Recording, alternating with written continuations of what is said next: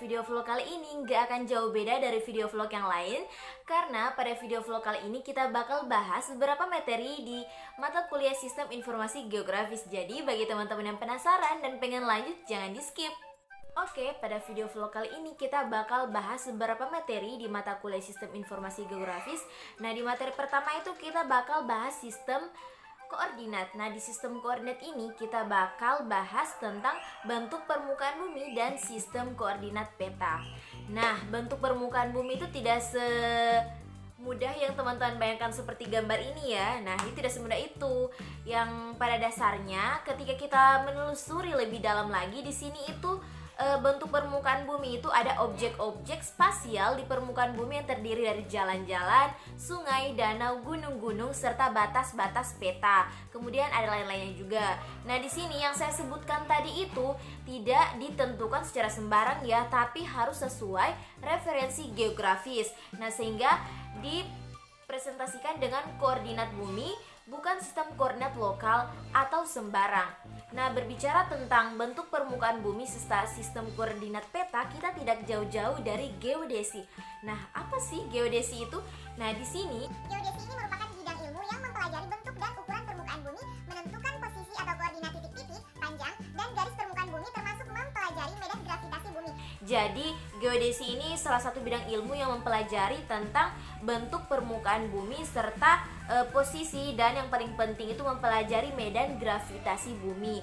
Jadi, di sini tuh geodesi terbagi pada umumnya ya, dia terbagi atas dua, yaitu ada geodesi geometris dan ada geodesi fisis. Nah, di sini saya akan jelaskan apa sih itu geodesi geometris dan juga geodesi fisis. Nah, di sini geodesi geometris merupakan salah satu geodesi yang membahas bentuk dan ukuran bumi, penentuan posisi titik atau koordinat, panjang dan arah garis bumi. Kemudian geodesi fisis membahas medan gravitasi bumi atau juga menentukan bentuk bumi. Sebenarnya geodesi geometri sama geodesi fisis ini hanya beda tipis ya. Di sini kalau geodesi geometris lebih kompleks, dia membahas tentang bentuk dan ukuran bumi, penentuan posisi titik sampai panjang dan arah garis bumi. Tapi kalau geodesi fisis dia hanya membahas tentang medan gravitasi bumi dan menentukan bentuk bumi. Itu perbedaan antara geodesi geometris dan juga geodesi fisis. Nah, tadi kita sudah membahas tentang pembagian dari geodesi. Nah, sekarang kita lanjut ke tugas dari geodesi. Nah, karena tadi kan geodesi itu membahas tentang bentuk ukuran bumi, medan gravitasi dan lain-lain kan. Tugasnya juga nggak jauh beda dari yang pembagiannya tadi. Di sini tugasnya itu menentukan koordinat titik-titik, jarak dan arah permukaan bumi sesuai dengan pembagiannya tadi. Tugasnya juga dia menentukan koordinat titik serta arah permukaan bumi. Itu mengenai tugas dari geodesi. Sekarang kita lanjut pada model-model geometrik bentuk bumi berdasar konsep manusia dari abad ke abad sebagai berikut. Nah, di sini teman-teman bisa lihat bentuk model-model geometrik bentuk bumi berdasarkan konsep manusia dari abad ke abad. Yang pertama itu ada tiram atau oyster atau cakram yang terapung di permukaan laut. Konsep bumi dan alam semesta menurut bangsa Babylon kurang lebih 3000 tahun sebelum Masehi. Jadi gambarnya itu menurut kurang lebih 3000 tahun sebelum Masehi itu bentuknya itu mereka menentukannya itu seperti karang. Tahu bentuk karang kan teman-teman? Nah, dia itu dulunya mereka itu menentukan itu bentuknya bentuk seperti karang, seperti bukan karang sih, tiram yang dimakan itu ya guys. Kemudian di sini yang kedua, lempeng datar. Lempeng datar itu dari Yunani kuno pada kurang lebih 500 sebelum Masehi. Kemudian di sini yang ketiga, kotak persegi panjang. Itu anggapan dari tahun 5000 sebelum Masehi atau kurang lebih 400 sebelum Masehi. Jadi mereka menentukan bentuk bumi itu kotak, bentuk kotak ya. Kemudian di sini piringan lingkaran atau cakram. Jadi piringan lingkaran itu hanya kayak bentuk seperti piring, itu piringan lingkaran yang mereka menentukan bentuk bumi seperti itu. Kemudian di sini ada 5 bola, itu bentuk bola bangsa Yunani kuno atau Pythagoras kurang lebih 495 sebelum Masehi. Itu mereka menentukan bentuknya itu bentuknya seperti bola, bentuk bumi. Kemudian yang 6 ini dia bentuknya buah jeruk asam atau lemon. Jadi ya lemon yang warna hijau itu pada tahun 1683 sampai 1718 mereka menentukan bentuk bumi itu bentuknya seperti lemon, buah jeruk asam. Terus yang ketujuh ini ada buah jeruk manis atau orange. Ini menurut Huygens pada tahun 1629 sampai 1695. Jadi mereka menentukan bentuk bumi itu bentuknya seperti buah jeruk manis atau orange itu. Nah, sekarang kita masuk pada sistem koordinat. Nah, sebelum itu kita harus tahu dulu dong apa sih sistem koordinat itu. Nah, di sini sistem koordinat merupakan sekumpulan aturan yang menentukan bagaimana koordinat-koordinat yang bersangkutan mempresentasikan titik. Jadi di sini sistem koordinat itu dia adalah sekumpulan aturan yang menentukan bagaimana koordinat-koordinat itu bersangkutan mempresentasikan titik. Kemudian di sini kita masuk sistem koordinat itu digunakan untuk mengidentifikasi lokasi pada bumi secara akurat tentu saja. Namanya juga sistem koordinat. Jadi dia harus mengidentifikasi lokasi-lokasi yang ada di bumi secara akurat. Nah, di sini sistem koordinat dua dimensi yang dapat diterima secara meluas itu ada dua. Di sini ada sistem koordinat kartesian atau sistem koordinat siku-siku dan juga sistem koordinat polar. Nah, di sini teman-teman bisa lihat sistem koordinat kartesian itu seperti apa. Di sini tuh dia tersusun atas garis lurus atau kurva yang saling berpotongan tegak lurus. Nah, di sini saya sediakan gambar dari sistem koordinat dua dimensi yaitu sistem koordinat kartesian, teman-teman bisa lihat. Kemudian di situ ada juga sistem koordinat polar. Ini gambarnya. Di sini sistem koordinat polar itu dia mendefinisikan posisi menggunakan komponen jarak dan sudut. Nah, di sini gambarnya teman-teman bisa lihat. Kemudian untuk sistem koordinasi tiga dimensi di sini ada terbagi dari Sistem koordinat geografik dan juga sistem koordinat tadi sistem koordinat geografik itu di sini teman-teman bisa lihat dia terdiri dari latitude, elevasi. Di situ elevasi itu dia didefinisikan sebagai gauge, suatu bentuk permukaan dari konstanta potensial gravitasi. Nah, jadi di sini teman-teman bisa lihat ya dari gambar dari sistem koordinat tiga dimensi. Kemudian kita lanjut pada pembahasan poin yang keberapa ya? Sudah keberapa ini kita bahas tentang lintang bujur. Nah, lintang ini di sini merupakan suatu garis yang memotong bumi menjadi dua belahan, yaitu utara dan selatan, dengan di tengah-tengahnya dinamakan garis ekuator. Jadi lintang ini merupakan suatu garis yang memotong dua sumbu atau dua belahan, yaitu garis utara dan juga selatan. Kemudian di sini sehingga dikenal belahan bumi sebagai atas dari garis ekuator tersebut yaitu utara, dan wilayah bumi yang berada di bawah garis ekuator tersebut lintang selatan. Pernah dengar nggak sih kayak 2 derajat lintang selatan begitu di mata pelajaran geografi lalu? Nah, itu asal mulanya itu dia dari ini lintang bujur, yaitu merupakan suatu garis yang memotong dua belahan yaitu utara dan juga selatan. Kemudian di sini masing-masing belahan dibagi menjadi beberapa garis atau bagian yang besarnya dinyatakan dalam derajat, menit, dan detik. Itu penjelasan tentang lintang atau bujur.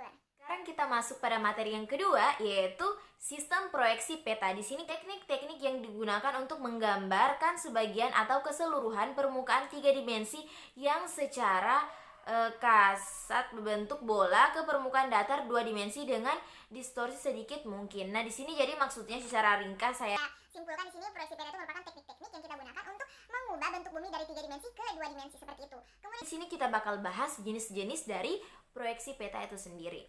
Di sini tadi kan kita sudah bahas kalau proyeksi peta itu dia mengubah dari 3 dimensi ke 2 dimensi. Jadi di sini jenis-jenis proyeksi petanya menurut bidang proyeksi, kemudian menurut kedudukan garis karakteristik atau bidang proyeksi terhadap bidang datum yang digunakan. Kemudian menurut ciri-ciri asal yang tetap dipertahankan, dan di sini menurut karakteristik singgungan antara bidang proyeksi dengan bidang datum. Nah, di sini kita menurut bidang proyeksinya ya. Di sini itu ada proyeksi azimutal, proyeksi kerucut, dan juga proyeksi silindrikal. Itu betul gak sih? Silindrikal. Nah, di sini proyeksi azimutal ini teman-teman bisa lihat di sini itu gambarnya. Nah, proyeksi azimutal ini menggunakan bidang datar sebagai bidang proyeksi. Nah, kemudian sekarang kita lanjut pada proyeksi kerucut. Di sini teman-teman juga bisa lihat proyeksi kerucut atau konik ini menggunakan bidang kerucut sebagai bidang proyeksinya. Yang kayak segitiga itu proyeksi kerucut. Kemudian proyeksi silinder atau silindrikal. Nah, di sini dia menggunakan bidang silinder sebagai bidang proyeksinya. Itu jenis-jenis proyeksi serta menurut bidang proyeksinya. Nah, sekarang kita masuk pada materi yang ketiga, yaitu GPS. Siapa di sini yang tahu tentang kepanjangan dari GPS? Nah, kepanjangan GPS itu di sini Global Positioning System. Ada yang pernah nggak sih pakai GPS? Kalau sekarang itu kita lebih kenal sama Google Map. Kalau kita kemana-mana mau cari tempat atau arah, kita pasti pakai Google Map. Udah jarang sih yang pakai GPS sekarang, karena sekarang kita udah ada di era 4.0, OTW 5.0, jadi kita lebih kenal dengan Google Map. Nah, di sini GPS itu pengertiannya merupakan sebuah sistem yang dapat menunjukkan posisi benda di permukaan bumi secara cepat di semua tempat, pada semua kondisi, dan pada setiap waktu. Itu kan. Untuk lebih jelasnya saya akan sertakan gambar dari satelit GPS. Iya. Jadi teman-teman bisa lihat ya gambar secara jelasnya satelit GPS itu seperti apa. Ini dia gambarnya. Nah, terakhir nih kita ke materi terakhir, yaitu materi keempat, yakni analisis sistem informasi geografis.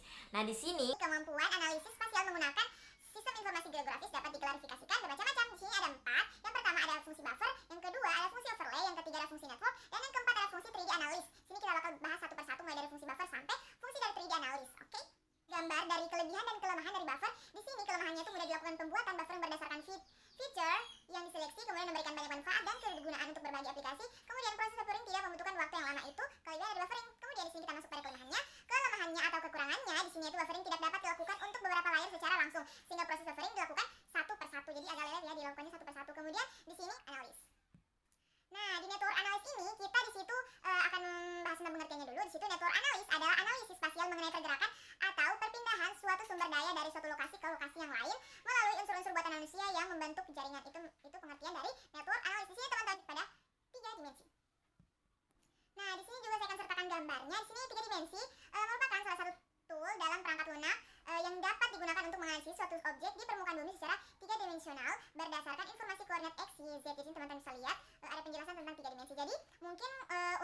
pembahasan beberapa materi dari mata